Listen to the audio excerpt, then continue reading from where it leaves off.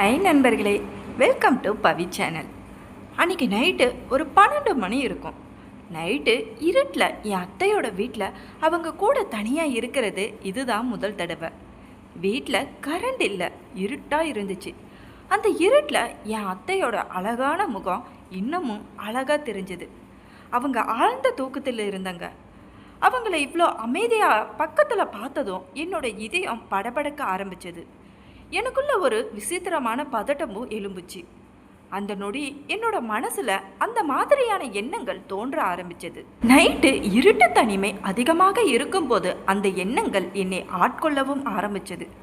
அன்னைக்கு இரவு அந்த எண்ணங்கள் என் உடல் முழுவதும் பரவவும் ஆரம்பிச்சது.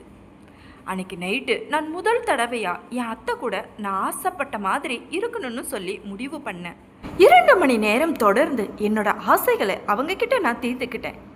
என்னோட அத்தை என்னை விட 5 வயசு மூத்தவங்க. அவங்க ரொம்ப அழகாகவும் இளமையாகவும் இருப்பாங்க. அவங்களோட கணவர் வெளிநாட்டுக்கு போகும்போது அவங்களுக்கு கல்யாணமாகி 2 மாதம் மட்டும்தான் ஆகி இருந்துச்சு. அதுக்கப்புறமா அவங்க தன்னோட வீட்டில் தனியாக தான் வாழ்ந்துக்கிட்டு வந்தாங்க. அவங்க அடிக்கடி சின்ன சின்ன விஷயங்களுக்கு கூட பெருசாக கோபப்படுவாங்க. அவங்க அடிக்கடி என்னோட அம்மாவை தான் கூப்பிடுவாங்க. நான் அந்த வாய்ப்பை பயன்படுத்திக்கிட்டு அவங்க வீட்டுக்கு வந்துடுவேன். ஏன்னா என்னோட அம்மா தொடர்ச்சியாக எனக்கு அட்வைஸ் பண்ணிக்கிட்டே இருப்பாங்க. என்னால் அதை தாங்கிக்கவே முடியலை. அதனால் வாய்ப்பு கிடைச்சதும் வீட்டில் இருந்து வெளியேறிடுவேன். இன்றைக்கும் அதே மாதிரி நான் காலேஜில் இருந்து வீட்டுக்கு வந்தப்போ என்னோட அத்தை வீட்டில் இருக்கிறத பார்த்தேன். அவங்களோட முகம் ரொம்பவே வருத்தமாக இருந்துச்சு. நான் அவங்க கிட்ட போயிட்டு என்ன ஆச்சு அத்தைன்னு சொல்லி கேட்டேன். சரியான நேரத்தில் ஈபி பில் கட்டாததுனால காலையில் இருந்து வீட்டில் கரண்ட் இல்லைன்னு சொல்லி அத்தை சோகமாக சொன்னாங்க. இதை சொல்லும்போதே அவங்க கண்ணில் கண்ணீர் வழிய ஆரம்பிச்சுது. பில் கட்டாதது ஏன்னு என்னோட அத்தை கிட்ட கேட்டேன். உன்னோட மாமா வெளிநாட்டில் இருக்காங்கன்னு உனக்கு தெரியும். நான் இங்கே தனியாக இருக்கேன். என்னால் என்ன பண்ண முடியும்? உங்கள் மாமா சரியான நேரத்தில் பணமும் போட்டு விடலை. நானும் மின் கட்டணத்தை செலுத்த மறந்துட்டேன். அதனால தான் கரண்ட் போயிடுச்சுன்னு என்னோட அத்தை சொன்னதை கேட்டதும் நான் அவங்கள ஆறுதல் படுத்தி என் கூட வாங்க, இன்னொரு பில் வாங்குவோம், அப்புறம் நம்ம பணம் கட்டுவோம், அதுக்கப்புறம் உங்கள் வீட்டுக்கு திரும்பவும் அவங்க கரண்ட் கனெக்ஷன் கொடுத்துருவாங்கன்னு சொன்னேன். இதை கேட்டதும் என்னோட அத்தை சந்தோஷப்பட்டாங்க. நான் பசியோடையும் தாகத்தோடையும் அவங்க கூட கிளம்புனேன். நான் பில்லை வாங்கி கொடுத்தேன். ஆஃபீஸுக்கு போயிட்டு திரும்பி வரும்போது என்னோட அத்தை என்னை அவங்க வீட்டுக்கு கூட்டிகிட்டு போகிட்டாங்க. வீடு இருட்டாக இருந்தது. வீட்டில் கரண்ட் இன்னும் வரல. நான் வீட்டுக்குள்ளே நுழைஞ்சதும் என்னால் எதையுமே பார்க்க முடியல. நான் உடனடியாக என்னோடய ஃபோனில் டார்ச் லைட்டாக ஆன் பண்ணேன். இருட்டில் அத்தையை பார்த்ததும் திடீர்னு எனக்கு ஒரு எண்ணம் என்னோட மனசில் தோணுச்சு. நான் அத்தைக்கிட்ட போயிட்டு படுக்கையில் உட்காருங்க, நான் போயிட்டு வெளிச்சத்துக்கு சில ஏற்பாடுகளை செய்யறேன்னு சொன்னேன். அத்தையும் எனக்கு இருட்டை பார்த்தா பயமாக இருக்குன்னு சொன்னாங்க. அதனால தான் நான் உன்னை இங்கேயே கூட்டிகிட்டு வந்தேன். இதை கேட்டதும் நான் அன்பாக அத்தைக்கிட்ட தோளில் கையை வச்சு, அத்தை கவலைப்படாதீங்க, நீங்கள் வீட்டில் தனியாக இல்லை, நான் அத்தையோட கையை பிடிச்சி பெட்ரூமுக்கு கூட்டிகிட்டு போனேன். நான் சில நிமிடங்களில் திரும்பி வந்துடுவேன், நீங்கள் வசதியாக உட்காரலான்னு சொல்லிட்டு அவங்க ரூமை விட்டு வெளியேற ஆரம்பித்தாங்க. அத்தை பயந்து போய் என்னோட கையை பிடிச்சிக்கிட்டாங்க. அப்போ என்னோட இதயம் படபடக்க ஆரம்பித்தது. நான் அவங்களுக்காக விளக்கேற்றினேன். கவலைப்படாதீங்க, மின்சாரத்துக்கான சில ஏற்பாடுகளை செய்வோம். என்னோட வார்த்தைகளை என்னோட அத்தையை சமாதானப்படுத்துச்சு. நான் அவங்க ரூமை விட்டு வெளியே வந்து யாரும் எதையும் சந்தேகிக்காமல் இருக்கணும், என்னோட வேலையையும் முடிக்கணும், அவங்களோட தனிமையை எப்படி பயன்படுத்திக்கிறதுன்னு யோசிக்க ஆரம்பித்தேன். அத்தை என்னை அவங்களோட மருமகனாக நினச்சி என்னை குருட்டுத்தனமாக நம்பினாங்க. ஆனால் என்னோட உணர்வுகள் திருப்திப்படுத்த நான் வேறொரு தந்திரத்தை விளையாட வேண்டி இருந்துச்சு. அதுக்கப்புறம் கொஞ்ச நேரம் யோசித்து அப்புறமா நான் ஒரு கிளாஸ் பாலில் கலந்து அத்தைக்கு கொடுத்தேன். கரண்ட் இன்னும் வரல. அதனால் அத்தை அந்த பால் கிளாஸை குடிச்சிட்டு என்கிட்ட பேச ஆரம்பித்தாங்க. அத்தை ரொம்பவே வருத்தப்பட்டாங்க. உங்கள் மாமா வெளிநாட்டில் வேறொரு கல்யாணம் செஞ்சுக்கிட்டதா அவங்க நினச்சாங்க. போனதுலேருந்து அத்தைக்கு ஒரு ஃபோன் பண்ணி கூட பேசலை. மாமாவை பற்றி பேசும்போதே அவங்க கண்ணில் கண்ணீர் விட்டு அழுந்தாங்க. நான் அவங்கள விரைவாக அணைச்சி கவலைப்பட தேவையில்லைன்னு அவங்கள சமாதானப்படுத்த முயற்சி பண்ணேன். ஆமாம், ஒரு நாளாக அந்த மாதிரி செய்ய மாட்டாங்கத்த. அவர் வேலையில் பிஸியாக இருந்திருக்கலாம். மற்றபடி உங்களை விட்டுட்டு இன்னொரு கல்யாணம் பண்ணிக்கிட்டு அவர் அவரோட வாழ்க்கையை பார்ப்பாருன்னு நீங்கள் எப்படி நினைக்கிறீங்க? கவலைப்படாதீங்கன்னு சொன்னேன். அத்தை மனசில் இருக்கக்கூடிய பாரத்தை குறைக்கிறதுக்காக அழுதுகிட்டே இருந்தாங்க. என்னோட தோளில் சாஞ்சிக்கிட்டு உன் மாமாவை பற்றி தான் எனக்கு கவலையாக இருக்குன்னு சொல்லி அழுதுகிட்டே இருந்தாங்க. இப்படியே அத்தை பேசிக்கிட்டு இருக்கும்போதே ஆழ்ந்த தூக்கத்துக்கு போயிட்டாங்க. அவங்களோட இளஞ்சிவப்பு புடவையில் தூங்கிக்கிட்டு இருந்தாங்க. அவங்கள பார்க்கும்போது ஒரு பொம்மை மாதிரி இருந்தாங்க. அவங்கள பார்த்த எனக்கு உண்மையிலே பதட்டம் தான் ஏற்படுச்சு. என்னோட இலக்கை விரைவில் அடையணும்னு நான் ஆசைப்பட்டேன். அதனால் என்னோட அத்தையோட தனிமையையும் அவங்களோட மயக்கத்தையும் நான் முழுமையாக பயன்படுத்திக்கிட்டு விடியிற வரைக்கும் அத்தையோட என்னோட ஆசைகளை நான் நிறைவேற்றிக்கிட்டே இருந்தேன். நான் ரொம்பவே சோர்வாகிட்டேன். அதனால் அவங்க கூடவே அந்த படுக்கையிலே படுத்து தூங்கிட்டேன். காலையில் நான் எழும்பும் போது அவங்க எழும்பி என்னை கோபமாக பார்த்துக்கிட்டு இருந்தாங்க. அவங்க என்னை கோபமாக பார்த்துக்கிட்டு இருக்கிறத பார்த்ததும் எனக்கு ஒரு நிமிஷம் நைட்டு நடந்த எல்லா விஷயமும் அவங்களுக்கு தெரிஞ்சிருச்சோ அப்படின்னு பதட்டம் எனக்குள்ளே ஏற்பட ஆரம்பிச்சது. என்ன நடந்துச்சு, ஏன் என்ன அப்படி பார்க்குறீங்கன்னு கேட்டேன். எவ்வளோ நேரம் ஆகிருச்சு, நீ இன்னும் தூங்கிட்டு இருக்கியா? எழும்பி உன்னோட வீட்டுக்கு போ. உன்னோட அம்மா உன்னை பற்றி கவலைப்படுவாங்க அப்படிங்கிற எண்ணம் உன்னோட மனசில் இருக்கா இல்லையா? நான் முகம் சொல்லிச்சுக்கிட்டு எங்கள் அம்மாவுக்கு வேறு வேலை என்ன இருக்குது? அவங்களோட அற்பமான விஷயங்களுக்கு மட்டும்தான் கோவப்படுறாங்க. நான் வேறு யாரோ வீட்டில் இல்லை, நீங்கள் என்னோட அத்தை. இதை சொல்லி நான் என்னோட அத்தையை மெதுவாக பிடித்து என்னோட பக்கத்தில் உட்கார வச்சேன். என்னை கொஞ்சம் வேண்டிய அவசியம் இல்லை. நேற்று நைட்டு ஏன் நீ என்னோட படுக்கையில் தூங்கின? அது நல்லா இல்லை. வீட்டில் வேறு ரூம் இருக்குது, இல்லைனா நீ சோஃபாவில் தூங்கி இருக்கலாம். என்னோட அத்தையோட வார்த்தையை கேட்டதும் எனக்கு கொஞ்சம் சங்கடமாக இருந்துச்சு. நல்ல வேலை நேற்று ராத்திரி என்ன நடந்துச்சுன்னு அவங்களுக்கு தெரியாது. நான் உங்களை பொருட்படுத்தாமல் எழுந்து ப்ரெஷ் பண்ணிவிட்டு அப்புறம் வீட்டுக்கு போயிட்டேன். அம்மா கோபமாக உட்காந்து நீ நேற்று போயிட்டியா, இன்றைக்கி திரும்ப வந்துட்டியா அப்புறம்னு கேட்டாங்க. என்னோட அம்மா கிட்ட சொன்னேன், என்னோட அத்தைக்கு இருட்டுனா பயம், அதனால தான் நான் நைட்டு வரல. இப்போ காலையில் கரண்ட் வந்துடுச்சு, இப்போ என்னோட அத்தை கவலைப்பட மாட்டாங்க. என்னோட அம்மா சொன்னாங்க, உங்கள் அத்தைக்கு சின்ன விஷயத்துக்கெலாம் கோபப்படுற பழக்கம் இருக்குது. அவங்க கணவர் மறுமணம் பண்ணிக்கிட்டாருன்னு நினைக்கிறாங்க. அவங்க மனசில் இருக்கிற இந்த எண்ணத்தை எப்படி முடிக்கணும்னு எனக்கு தெரியலை. அவங்க கணவர் ரொம்ப கஷ்டப்படுறாரு. அங்கே எல்லா நேரமும் தன்னோட ஃபோனில் பேசணும்னு உங்கள் அத்தை ஆசைப்படுறா. உன் அத்தை இந்த மாதிரி பண்ணுறது அம்மாவுக்கு ரொம்பவே வருத்தமாக இருந்துச்சு. நான் அவங்கள பார்த்து தலையாட்டினேன். 2 நாள் போச்சு. நான் திரும்பவும் அவங்க வீட்டுக்கு போகவே இல்லை. அவங்கள எப்படியாச்சும் பார்க்கணும் அப்படின்னு சொல்லி ஒரு வழியை கண்டுபிடிக்கணும்னு என்னோட மனசு ஏங்க ஆரம்பிச்சது. அதுக்கப்புறமா 2 நாள் கழிச்சு ஈவினிங் என்னோட நண்பர்களை பார்த்துட்டு வீட்டுக்கு வந்தப்போ அம்மா பன்னீர் தயார் செய்துக்கிட்டு இருந்தாங்க. அத்தைக்கு பன்னீர் கறி எவ்வளவு பிடிக்கும் தெரியுமா? அம்மா கிட்ட சொன்னேன். அவங்களோட வீடு பக்கத்தில் தான் இருக்குது, நான் அதை உடனடியாக கொண்டு வந்துடுவேன். அத்தையை பற்றி அம்மாவுக்கு நிறைய புகார்கள் இருந்துச்சு, ஆனால் அவங்கள ரொம்பவே அவங்களுக்கு பிடிக்கும். இதை கேட்டதுமே பன்னீர் கிரேவினா உன் அத்தை பைத்திய மாதிரி இருப்பா, அவளுக்கு அவ்வளோ பிடிக்கும்னு சொல்லி அம்மா அந்த விஷயத்தை நினைவு கூற ஆரம்பித்தாங்க. அம்மா உடனே அந்த வீடு அவ்வளவு தூரம் இல்லையே, நீ பைக்கில் போனால் 5 நிமிஷம் கூட ஆகாது, போயிட்டு கொடுத்துட்டு வான்னு சொன்னாங்க. நானும் இந்த வாய்ப்புக்காக தான் காத்துக்கிட்டு இருந்தேன். நான் வேணும்னே முகத்தை சுருக்கி, சரி நீ அதை கட்டி வைன்னு சொன்னேன். நான் அதை டெலிவரி பண்ணுறேன்.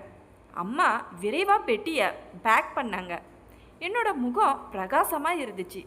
நான் அத்தையோட வீட்டுக்கு வந்ததும் அவங்க சாப்பிட உட்கார்ந்துருந்தாங்க. பன்னீர் கிரேவியை பார்த்ததும் அவங்க இன்னும் சந்தோஷப்பட்டாங்க. சாப்பிடலாமான்னு சொல்லி என்கிட்ட கேட்டாங்க. அதனால் நான் சீக்கிரமாக அவங்க கூட உட்கார்ந்தேன். சாப்பிட்டு முடிச்சதுக்கு அப்புறமா ஒரு டீ கிடைக்குமான்னு அத்தை கிட்ட கேட்டேன். எனக்கு அத்தை வீட்டில் இருந்து எங்கள் வீட்டுக்கு திரும்பி வர மனசே இல்லை. அதுக்கப்புறம் டீ குடிக்கும்போது நாங்கள் லூடோ கேம் விளையாட ஆரம்பித்தோம். நான் வீட்டுக்கு ஃபோன் பண்ணி அம்மா கிட்ட சொன்னேன். அத்தை என்னை வலுக்கட்டாயமாக தடுத்துட்டாங்க, ஆனால் அத்தை அப்படி எதுவுமே சொல்லலை.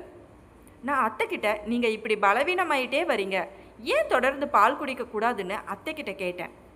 ஒவ்வொரு நாளும் எனக்கு பால் கொடுக்க யாரும் இல்லை. நான் அத்தைக்கிட்ட சரி இப்போ அது என்னோட பொறுப்புன்னு சொல்லி சொன்னேன். நீங்கள் ரொம்பவே வீக்காக இருக்கீங்க, அதனால் கண்டிப்பாக நீங்கள் ஒரு கிளாஸ் பால் குடிக்கிறது நல்லதுன்னு சொன்னேன். நான் பால் கொண்டு வந்து நானே அதை சூடாக்கி அதில் ஒரு மாத்திரையை போட்டு அத்தைக்கு கொடுத்தேன். அத்தை என்னை அன்பாக பார்த்து எல்லோருக்கும் உன்ன மாதிரி ஒரு மருமகன் இருக்கணும்னு சொன்னாங்க. நீ என்னை நல்லா கவனிச்சுக்கிறதுனால இனி எனக்கு எந்த பிரச்சனையும் இல்லை. இல்லைனா உன் மாமா இல்லாமல் நான் எப்படி இருப்பேன்னு யோசித்தேன். அத்தையோட வார்த்தைகளை கேட்டு நான் மெதுவாக சிரித்தேன். என்னோட கருணைக்கு பின்னாடி உள்ள நோக்கத்தை அத்தைக்கு எப்படி தெரியும்? அத்தை பாலை குடிச்சிட்டு கொஞ்ச நேரத்திலேயே லூடோ விளையாடிட்டு அவங்களோட ரூமுக்கு போய் தூங்கிட்டாங்க. எனக்கு இன்னொரு வாய்ப்பு கிடைச்சிது. நைட்டு முழுக்க இந்த வாய்ப்பை பயன்படுத்திக்கிட்டேன். உடனே அத்தை சோர்வா தூங்க போயிட்டாங்க. அத்தையோட பழைய வார்த்தைகள் எனக்கு நினைவுக்கு வந்துச்சு. நான் வேணுன்னு தலையணையை எடுத்துக்கிட்டு போய் சோபால வச்சுட்டு அத்தை எதையும் சந்தேகப்படாதபடி அத்தைக்கிட்ட இருந்து விலகி தூங்கினேன். மறுநாள் நான் டயரில் லேட்டாக தான் எழும்பினேன். நான் எழும்பினதும் என்னோட அத்தை என் பக்கத்தில் வந்து, நேற்று நைட்டு நீ எங்கே இருந்துன்னு சொல்லி உன்னோட அம்மா கவலைப்பட்டிருப்பாங்கன்னு சொன்னாங்க. நானும் இல்லை, நான் அம்மா கிட்ட ஃபோனில் சொன்னேன், அவங்க கவலைப்படலை, அவங்க முற்றிலும் நிம்மதியாக இருக்காங்க, இல்லைனா அவங்க எப்போவே கவலைப்பட்டு நீ வீட்டில் இப்படி தனியாக இருப்பேன்னு யோசிச்சுக்கிட்டே இருப்பாங்க.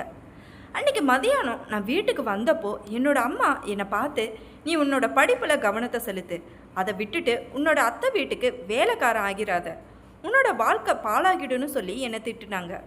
நான் என்னோட அம்மா கிட்ட, நீங்கள் என்ன சொல்கிறீங்க, அவங்க அப்பா சகோதரி, அந்த ஏழை பெண் தனியாக கஷ்டப்படுறாங்க, அவங்களுக்கு நம்ம ஏதாவது உதவி செஞ்சால் அது தப்பா என்ன? நான் ஒவ்வொரு நைட்டும் அத்தையோட வீட்டுக்கு போய் கண்காணிக்கலான்னு முடிவு பண்ணேன். ஏன்னா அத்தையோட வீட்டுக்கு பக்கத்தில் இருக்கிறவங்க அந்த பகுதியில் நிறைய திருடர்கள் இருக்கிறதா சொன்னாங்க. அத்தை வேற தனியாக இருக்காங்க அப்படின்னு அம்மா கிட்ட சொன்னேன். இதை கேட்டதும் அம்மா ரொம்பவே கவலைப்பட்டாங்க. சரி, நீ ஒவ்வொரு நைட்டும் அந்த வீட்டுக்கு போகலாம், ஆனால் காலையில் நீ சரியான நேரத்துக்கு வீட்டுக்கு வரணும். நீ காலேஜுக்கு லீவு போட்டால் உன்னோட அப்பா ரொம்பவே கோபப்படுவார். அதுக்கு நானும் சரிம்மா, காலையில் நான் சரியான நேரத்துக்கு வீட்டுக்கு வந்துடுவேன்னு சொன்னேன். இல்லைனா நான் அத்தை வீட்டில் இருந்தே காலேஜுக்கு போயிடுவேன்னு அம்மா கிட்ட சத்தியமும் பண்ணேன். அதுக்கப்புறமா என் படிப்பு பாதிக்கப்படக்கூடாதுன்னு இந்த நாட்களில் அவங்களோட அக்கம் பக்கத்தில் நிறைய திருடர்கள் நடக்கிறதா அத்தைக்கு நான் சொன்னேன். நான் அத்தைக்கிட்ட 2 திருட்டு கதைகளையும் சொன்னேன். அத்தைய பயமுறுத்தும் விதமாக அந்த கதைகளும் இருந்துச்சு. நான் ஒவ்வொரு நைட்டும் அந்த வீட்டுக்கு பால் வாங்கிட்டு போவேன். நான் அதை அத்தைக்கு பாலில் கலந்து கொடுப்பேன். அதுக்கப்புறம் அத்தை தூங்கினதுக்கு அப்புறமா நான் அந்த சூழ்நிலையை பயன்படுத்திக்கவும் ஆரம்பித்தேன். இதில் நான் ரொம்பவே சந்தோஷப்பட்டேன். நான் அத்தையை ரொம்ப எளிதாக ஏமாத்திட்டேன். நான் தொடர்ந்து காலேஜுக்கு போக ஆரம்பிச்சதுனால அம்மா இதை பற்றி கவலைப்படவே இல்லை. ஆனால் நைட்டு முழுக்க இவ்வளவு கடினமான வேலை செஞ்சதுக்கு அப்புறமா காலையில் சீக்கிரமாக எழும்புறது எனக்கு ரொம்பவே கஷ்டமாக இருந்துச்சு. ஆனால் எப்படியோ நான் சமாளிச்சிட்டேன். அதுக்கப்புறம் ஒரு நாள் எப்படியோ அத்தைக்கு என் மேலே சந்தேகம் வந்துருச்சு. அன்னைக்கு நைட்டு நான் அவங்களோட ரூமுக்கு பால் கொண்டு போனப்ப அவங்க என்கிட்ட, இந்த நாட்களில் எனக்கு ஏதோ வித்தியாசமாக இருக்கு, விசித்திரமாக நடக்கிற மாதிரி இருக்குன்னு சொன்னாங்க. ஒவ்வொரு நைட்டும் நான் ரொம்பவே ஆழமான தூக்கத்திற்கு போகிற மாதிரி இருக்கு. நான் ஒரு தடவை கூட என்னோட கண்களை திறக்கிறதே இல்லை. அது முன்னாடி அப்படி இல்லை. அது மட்டும் இல்லாமல் இன்னைக்கு நான் வீட்டில் இருக்கக்கூடிய குப்பைகளை வீச போகும்போது ஒரு விஷயத்தை பார்த்தேன். நான் ரொம்பவே திகப்பாயிட்டேன். என் அத்தையோட வார்த்தைகளை கேட்டதும் எனக்கு வேர்த்து கொட்ட ஆரம்பிச்சது. அவங்க அதை பார்த்ததை நான் புரிஞ்சுக்கிட்டேன். ஆனால் நான் எதுவுமே தெரியாத மாதிரியே நடித்தேன். என்னாச்சு அத்தைன்னு கேட்டேன். அவங்க என்கிட்ட எதையும் வெளிப்படையாக சொல்ல முடியாதுன்னு எனக்கு தெரியும். அதனால நான் அதை பற்றி தெரியாத மாதிரியே நடித்தேன். முதல்ல அத்தை என்ன உன்னிப்பாக பார்த்தாங்க. அதுக்கப்புறமா அவங்க ஒன்றும் இல்லைன்னு சொல்லி தலையாட்டினாங்க. நான் திரும்பவும் கேட்டேன், என்ன விஷயம் அத்தைன்னு, என்ன கண்டுபிடிச்சிங்கன்னு. ஆனால் அவங்க அதை விடு, இப்போதைக்கே அது உனக்கு தேவையில்லை, நீ ஒரு குழந்தைன்னு சொன்னாங்க. அதை கேட்டு அத்தை பால் குடிச்சு முடிச்சுட்டு என்கிட்ட பேச ஆரம்பிச்சாங்க. நான் எனக்குள்ளேயே சிரிச்சுக்கிட்டேன். அத்தை நான் ஒரு சின்ன குழந்தைன்னு நினச்சிக்கிட்டே இருக்காங்க. ஆனால் நான் ஒவ்வொரு நைட்டும் அத்தையோட தூக்கத்தை பயன்படுத்திக்கிட்டு விளையாண்டுக்கிட்டே இருக்கேன், யாருக்குமே தெரியாம. கொஞ்ச நேரம் கழிச்சு அத்தை திரும்பவும் தூங்கிட்டாங்க. நான் என்னுடைய வேலையை ஆரம்பிச்சேன். இதெல்லாம் செய்யறதுல நான் ரொம்பவே வேடிக்கையா இருந்தேன். இதெல்லாம் இவ்வளவு எளிதா சாதிக்க முடியும்னு நான் ஒரு நாளும் நினைச்சு பார்க்க கூட இல்லை. அத்தை என்னோட வலையில முழுமையா விழுந்துட்டாங்க. அவங்க என்ன ஒரு நாளும் சந்தேகப்படவே இல்லை. அவங்களோட பால்ல கலந்து கொடுக்கறத அவங்க ஒரு நாளும் உணரவே இல்லை. ஆனா ஒரு நாள் ஈவினிங் பக்கத்து வீட்டுக்காரர் வந்திருப்பதா அவங்க சொல்ல ஆரம்பிச்சாங்க. அவங்க ரொம்பவே விசித்திரமான விஷயங்களை சொன்னாங்க. அவங்க சொல்றது எதுவும் எனக்கு புரியல. அத்தை சொன்னதை கேட்டு நான் அதிர்ச்சி ஆகிட்டேன். எந்த பக்கத்து வீட்டுக்காரர் வந்தாங்க, என்ன சொல்றீங்கன்னு கேட்டேன். அத்தை நேத்து நைட்டு ஜன்னல்ல இருந்து நம்ம வீட்டுல ஏதோ ஒரு விசித்திரமான விஷயத்த பார்த்ததா பக்கத்து வீட்டுக்காரங்க சொல்லி இருக்காங்க. அன்னைக்கு நைட்டு நம்ம வீட்டுக்கு ஒரு பையன் வந்ததாகவும் அவங்க சொன்னாங்களாம். அத்தையோட வார்த்தைகளை கேட்டதுமே எனக்கு பயம் அதிகமாயிருச்சு. ஏன்னா முந்தைய நைட்டு நான் என்னோட நெருங்கிய நண்பனை அத்தையோட வீட்டுக்கு கூட்டிட்டு வந்தேன். நாங்க 2 பேரும் சேர்ந்து அத்தையோட தூக்கத்தை பயன்படுத்திக்கிட்டோம். அத்தையோட பக்கத்து வீட்டுக்காரங்கள ஒருத்த நைட்டு இவ்வளவு தாமதமா அவங்க வீட்டை பார்த்து இருப்பாங்கன்னு எனக்கு தெரியாது. ஆனா இப்ப நான் பிடிபட்டுருவேன் என்ற பயம் எனக்குள்ள வந்துருச்சு. அதனால அக்க பக்கத்து பெண்களை வீட்டுக்கு வரவிட வேண்டான்னு என்னோட அத்தை கிட்ட சொன்னேன். நீங்க தனியா இருக்கிறது அவங்களுக்கு வசதியா போயிடுச்சு. அதனாலதான் அவங்க இப்படியெல்லாம் சொல்றாங்க. நாளைக்கு அவங்க உங்க குணத்தை பத்தி பேச ஆரம்பிப்பாங்க. அப்ப என்ன செய்வீங்கன்னு கேட்டேன். உங்க வீட்ல என்ன நடக்குதுன்னு அவங்க ஏன் பார்க்கணும்? என்னோட வீட்டையெல்லாம் நீங்க பார்க்க வேணான்னு எல்லார்கிட்டையும் கண்டிப்பா சொல்லிருங்கன்னு என் அத்தை கிட்ட சொன்னேன். இத கேட்டதும் என்னோட அத்தை அதிர்ச்சி ஆகிட்டாங்க. நீ சொல்றது சரிதான். யாரையாவது பார்த்ததா அவங்க சொன்னா நாளைக்கு ஒரு காதலன் வந்ததா சொல்லுவாங்க. அதுக்கப்புறமா நீங்க என்ன செய்வீங்க? என்னோட வார்த்தைகள் என் அத்தையோட மனசுல ஆழமா பதிஞ்சிடுச்சு. நான் உடனே அவங்களோட தோல்ல கை வச்சு, அத்தை, உங்களுக்கு தெரியாது, காலம் ரொம்ப மோசமா போய்கிட்டு இருக்கு. பக்கத்து வீட்டுக்காரங்க நம்ம வீட்ல நடக்கிற விஷயத்த பார்த்துக்கிட்டு எதையாவது வெளியில பேசிக்கிட்டு இருப்பாங்க. யாராவது இந்த விஷயத்த உங்க மாமியார் கிட்ட போய் சொன்னா உங்களோட நிலைமை இன்னும் மோசமாகிரும். நீங்க தான் பிரச்சனையில மாட்டிக்க போறீங்க. அதனால உங்க பக்கத்து வீட்டுக்காரங்க கிட்ட உறுதியான மனப்பான்மைய கடைபிடிங்க. உங்க குடும்ப விஷயத்துல தலையிட யாருக்கும் உரிமையை கொடுக்காதீங்க. அத்தை எனக்கு நன்றி சொல்லிட்டு, நீ உண்மையா சொன்ன, இந்த பக்கத்து வீட்டுக்காரங்களை என் வீட்டுக்குள்ள வரவே விட மாட்டேன்னு சொன்னாங்க. அத்தை சொன்னதுக்கு நான் சிரிச்சேன். என் அப்பாவி அத்தை நான் என்ன சொன்னாலும் குருட்டுத்தனமா நம்புறாங்க. இது எனக்கு ரொம்பவே சௌகரியமா போச்சு. அன்னையில இருந்து அக்க பக்கத்து வீட்டுக்காரங்க கிட்ட பேசுறதையே நிறுத்திட்டாங்க. எல்லா பிரச்சனைகளுக்கும் நான் தான் அவங்களுக்கு ஒரே தீர்வு. இப்ப சின்ன சின்ன விஷயத்துக்கு கூட அவங்க எனக்கு ஃபோன் பண்ணுவாங்க. நான் அவசரமா வந்துருவேன். ஒவ்வொரு நைட்டும் நானே பால் கொண்டு வந்து கலந்து அத்தைக்கு கொடுப்பேன். ஆரம்பத்துல அத்தையோட தூக்கத்தை நான் மட்டும்தான் பயன்படுத்திக்கிட்டேன். ஆனா அதுக்கப்புறமா படிப்படியா என்னோட கல்லூரி நண்பர்களை அத்தையோட வீட்டுக்கு கூட்டிட்டு வர ஆரம்பிச்சேன். அவங்க ஆழ்ந்த தூக்கத்துல இருந்தத நாங்க பயன்படுத்திக்கிட்டோம். என்னோட உண்மை ஒரு நாள் வெளிப்படாதுன்னு நினைச்சேன். ஆனா ஒரு நாள் தப்பு பண்ணிட்டேன். ஒரு நாள் நைட்டு எப்படியோ என்னோட அத்தை கண்ணசைஞ்சிட்டாங்க. நானும் என்னோட ஃப்ரெண்ட்ஸும் ஒரு ரூம்ல இருந்து வெளியில வந்தோம். என்னோட அத்தைக்கு ஏதோ ஒரு விஷயம் புரிஞ்சுக்க சில நிமிஷம் ஆச்சு. அவங்க என்ன கண்களால பார்த்துக்கிட்டே இருந்தாங்க. அவங்க எழுப்பி என்னோட ஃப்ரெண்ட்ஸை பார்த்து பதட்டம் அடைஞ்சாங்க. அவங்க எல்லோருமே உடனடியாக வெளியே போயிட்டாங்க. அவங்க போனதும் என் அத்தை என்கிட்ட வந்து என்னோட தோள்களை பிடிச்சு என்ன நடக்குதுன்னு கேட்டாங்க. நான் பயந்துக்கிட்டே ஒண்ணுமில்ல அத்தைன்னு சொல்ல, நீங்க எதையெல்லாம் செய்யறீங்கன்னு எனக்கு தெரியும்னு சொன்னாங்க. நான் முற்றிலும் அமைதியாகி விட்டேன். அவங்க உன் அப்பாவை பத்தி யோசின்னு சொன்னாங்க. நீ உன்னோட அம்மாவுக்கு ஒரே பையன். நீ கடினமா உழைச்சி எக்ஸாம்ல பாஸ் பண்ணலனா உன்னோட அம்மா கஷ்டப்பட்டதெல்லாம் வீணாகிரும். உன்னை இந்த டவுன்ல சிறந்த கல்லூரியில சேர்க்கதற்கு அவங்க தன்னோட ஆசைகள் எல்லாத்தையுமே தியாகம் பண்ணி இருக்காங்க. ஒருவேளை உன்னோட அப்பா உன்னோட சகோதரிகள் நீ திறமையானவன்னு தெரியாது. இவ்வளவு மதிப்புமிக்க காலேஜுக்கு போய்கிட்டு படிக்காம வெறி பிடிச்ச நண்பர்களோட கூட்டத்துக்குள்ள விழுந்துட்ட. அதனால நீ இந்த குற்ற பாதையில இறங்கி இருக்க. நான் இப்பவே உன்னோட அம்மாவுக்கு ஃபோன் பண்ணி சொல்லுறேன். அத்தையோட வார்த்தைகளை கேட்டு எனக்கு சுயநிலைவே வந்துச்சு. அத்தைக்கு முன்னாடி கை கூப்பி அம்மா கிட்ட எதுவும் சொல்லிடாதீங்க, அவங்க மனசு உடைஞ்சு போயிருவாங்க. அத்தை, நீங்க இதையெல்லாம் செய்யறதுக்கு முன்னாடி யோசிச்சு இருக்கணும்னு சொன்னாங்க. நான் பால்ல கலந்து கொடுத்தப்போ ஆள் தூக்கத்துல தூங்கிட்டு இருந்தேன்னு நினைச்சேன். அதனாலதான் நேத்து நைட்டு நான் பால் குடிக்கல. ஆனா நீ என்னோட தனிமைய சாதகமா பயன்படுத்திக்கிட்டு என் வீட்டுல இப்படி ஒரு விருந்து ஏற்பாடு செய்வ. பெண்களையும் பசங்களையும் கூட்டிட்டு வந்து இங்க எதையெல்லாம் செய்வனு எனக்கு தெரியாது. நீ வெக்கப்படணும். அவங்க சோபாவில உட்கார்ந்து அழுதுகிட்டே இருந்தாங்க. நான் இனி ஒரு நாளும் அப்படி செய்ய மாட்டேன்னு அவங்களுக்கு உறுதி அளிச்சேன். ஆனா அவங்க என்னை ஏத்துக்க தயாரா இல்ல. அவங்க சொன்னாங்க, உன் சொந்த அத்தையவே ஒவ்வொரு நாளும் தூங்க வச்சு முடிஞ்சத நீ எல்லாத்தையும் செஞ்சு முடிச்ச. நீ என்னோட தனிமையையும் என்னோட உதவியற்ற தன்மையையும் பயன்படுத்திக்கிட்டு என் வீட்டை ஒரு கிளப்பா மாத்திட்ட. நீ என்னோட மருமகன்னு சொல்ல கூட எனக்கு வெக்கமா இருக்கு. நான் என்னோட அத்தை காலில் உட்கார்ந்து மன்னிப்பு கேட்டேன். ஆனா அன்னைக்கு நைட் அவங்க என்னை வெளியே போக சொல்லிட்டாங்க. நான் இனி ஒரு நாளும் அவங்க வீட்டுக்குள்ள வரமாட்டேன்னு சொன்னேன். நான் நைட்டு என்னோட அத்தை வீட்டை விட்டு வெளியேறி என்னோட வீட்டுக்கு திரும்பிட்டேன். என்னோட அம்மா என்னை பார்த்து ரொம்பவே வருத்தப்பட்டாங்க. முதல்ல நான் அவங்க கிட்ட போய் சொன்னேன், எனக்கு உடம்பு சரியில்லைன்னு சொன்னேன். என்னோட அத்தையோட வீட்ல தூங்க முடியலன்னு சொன்னேன். அதுக்கப்புறமா நான் நேரா என்னோட ரூமுக்கு போனேன். அத்தை அம்மா அப்பா கிட்ட எல்லாத்தையும் சொன்னா எனக்கு என்ன நடக்குமோன்னு பயம் என்ன ஆட்டி வைக்க ஆரம்பிச்சது. அப்பா ரொம்ப கண்டிப்பா இருப்பாரு, என்ன மன்னிக்கவே மாட்டாரு. ஆனா அத்தை அம்மா கிட்ட எதுவும் சொல்லாம என்கிட்ட அன்பா இருந்தாங்க. அவங்க அந்த ஃப்ரெண்ட்ஸ் கூட பழக கூடாதுன்னு சொன்னாங்க.